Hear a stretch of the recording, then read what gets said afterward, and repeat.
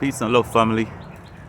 Here's another video I'd like to post. I'd like to talk about a few things today, and it's here certain things floating around and stuff, but it is not true. Come on, people. From the outside looking in, you don't get the full story sometimes, and even if you're inside looking out, you still don't get the full story. Because I heard that, oh, lazy and nah. You see, not everything that I do is seen. Some things are unseen. Some things are, behind the scenes, so to speak. Not in a negative way, obviously. What I'd like to talk about today is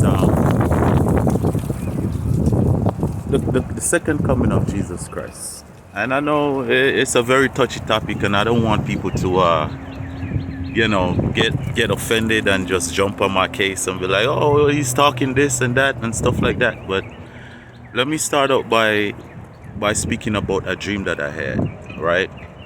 And the dream I had, it was like, you're probably the second, well, this is the second time I'm ever speaking about it. And it was for some time ago I had this dream. This was a dream that I had a long time ago. And this was when I was in my beginning stages of my spiritual awakening. And what happened in the dream was that I was in like total darkness, total darkness. And let's see, yeah, I was in total darkness. And but then I used to go to church and everything and stuff like that in the past. But when I had this dream, I wasn't going to church or nothing like that. I put that behind me. And, I was just living my life, working, going to work every day, doing my regular routine and stuff at home and stuff like that. And one night I had a dream, and the dream was about me in like total darkness. You can't see your hand in front of your face. You can't see nothing, like it's just pitch black. And I'm calling out to Jesus, and I'm like, Jesus, help me. I can't see anything. I don't know what to do.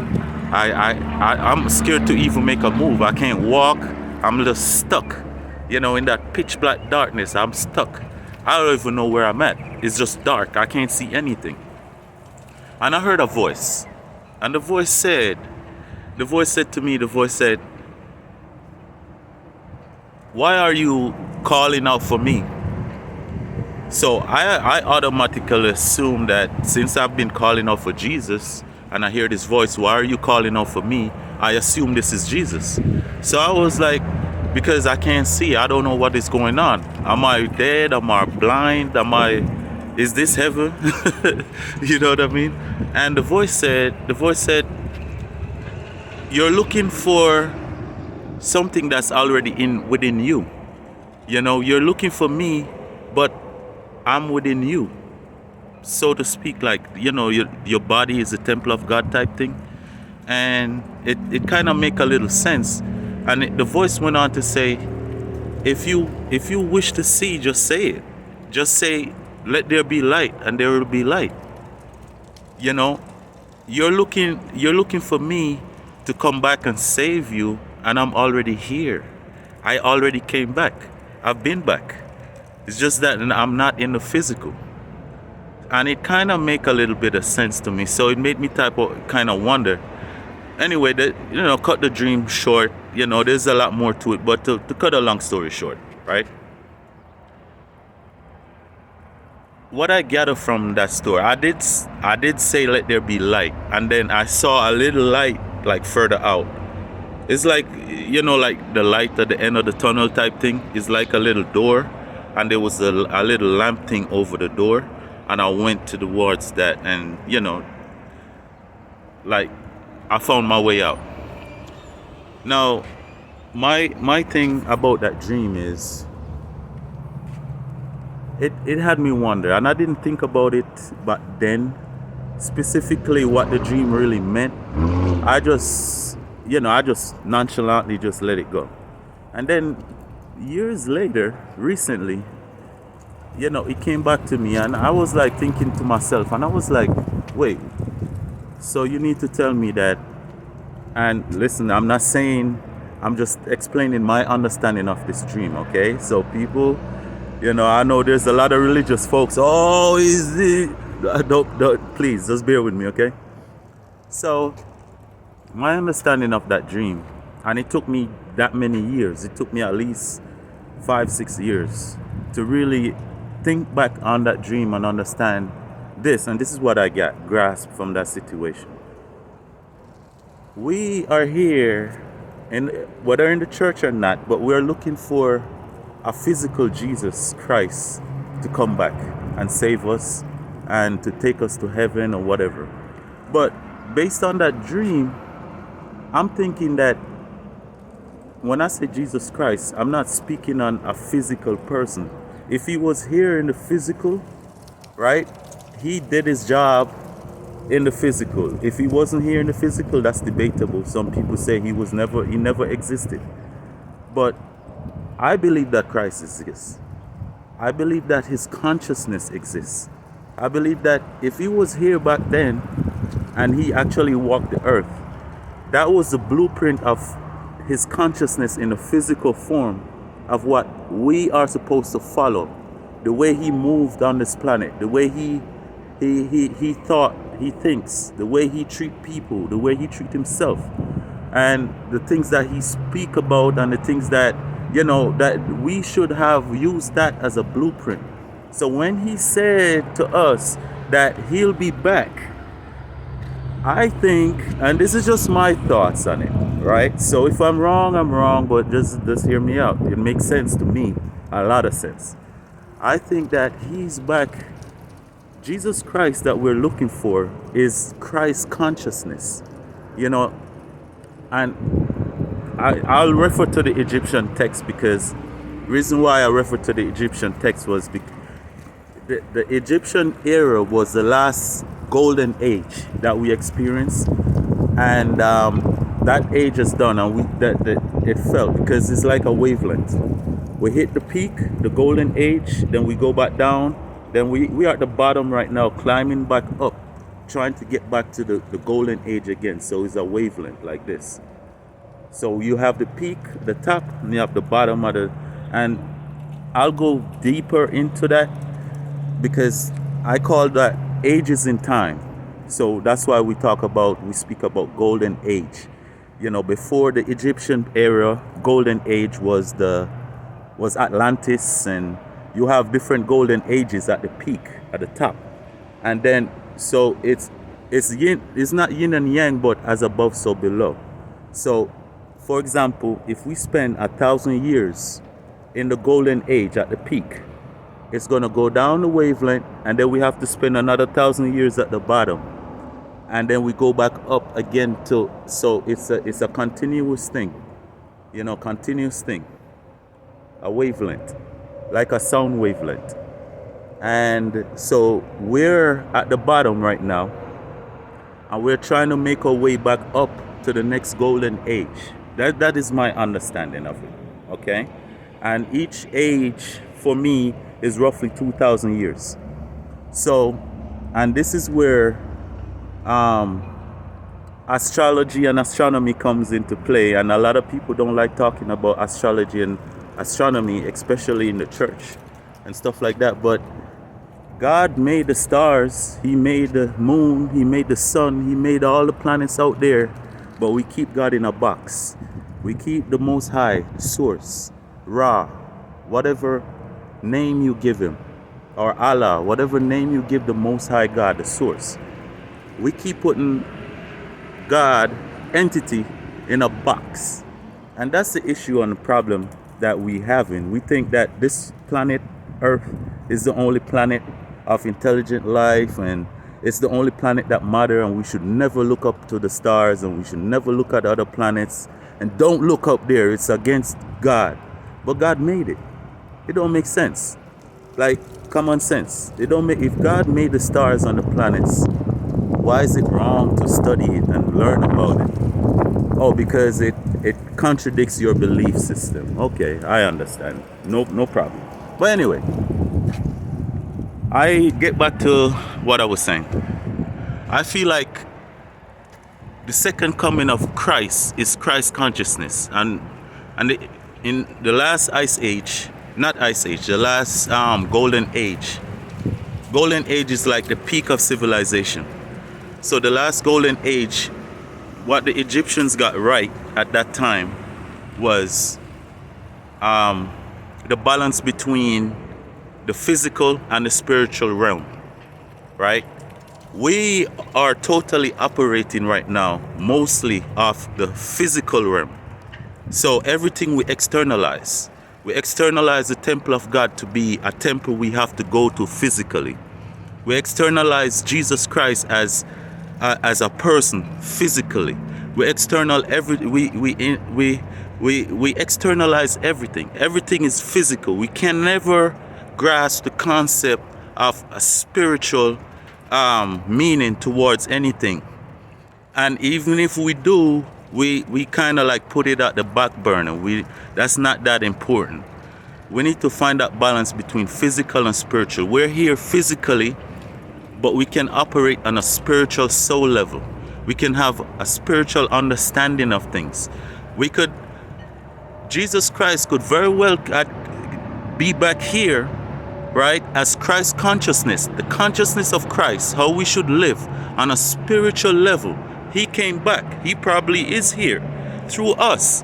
Our body is a temple of God, or source, or Ra, or Allah, or whatever, and this is going to be a short video.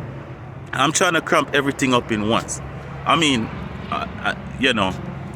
I'm trying to condense the information, but there's a lot to it, and somehow I'll get back to doing live videos, and then when I start doing live videos, we could have a debate. And I would like to speak to some religious leaders or spiritual leaders, and we could share views. And debate don't mean that we're going to go and argue who's wrong and who's right. We learn from each other. My thing is, I'm coming to an understanding that religion, if you understand divine feminine and divine masculine energies, right? Some people will grasp this. Think about divine feminine, divine masculine. Divine masculine is more, energy is more external. It's more physical. It's like the ego part of situations, and the divine feminine is more the spiritual energy. I'm talking about energy, not when I say masculine, feminine, I'm speaking about energies. It could be positive, negative energies, but when I say negative, doesn't mean bad, right?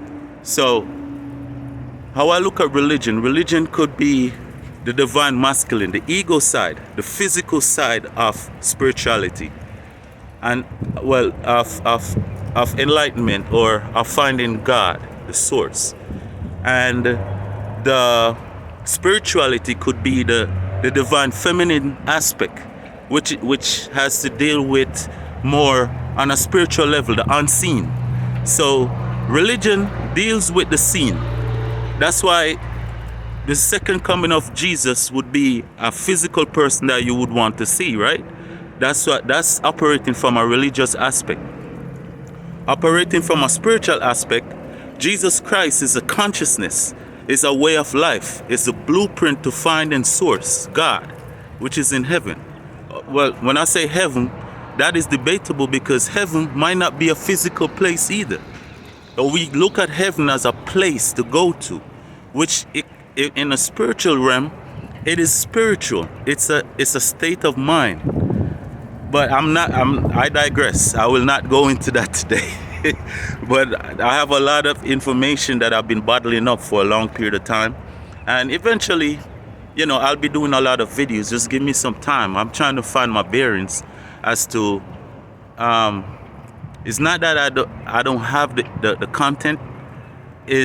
I want to make sure that when I deliver the content, it's not stepping on anybody's toes, or it's not saying that you're wrong and I'm right, or it's not that type of video. My videos now is going to be different. It's just a level of understanding. It's either you don't understand, we could talk it through and we have a debate about it, or you believe whatever you want to believe, that's fine. And I, go with whatever. But either way, it's a learning process, and we have to learn from each other, right? So, I said a lot, right, in that short period of time. But I just want everyone to know that I'm thinking on, we need both religion and spirituality. It's not, from my belief system, from what I'm gearing towards right now, it's not a matter of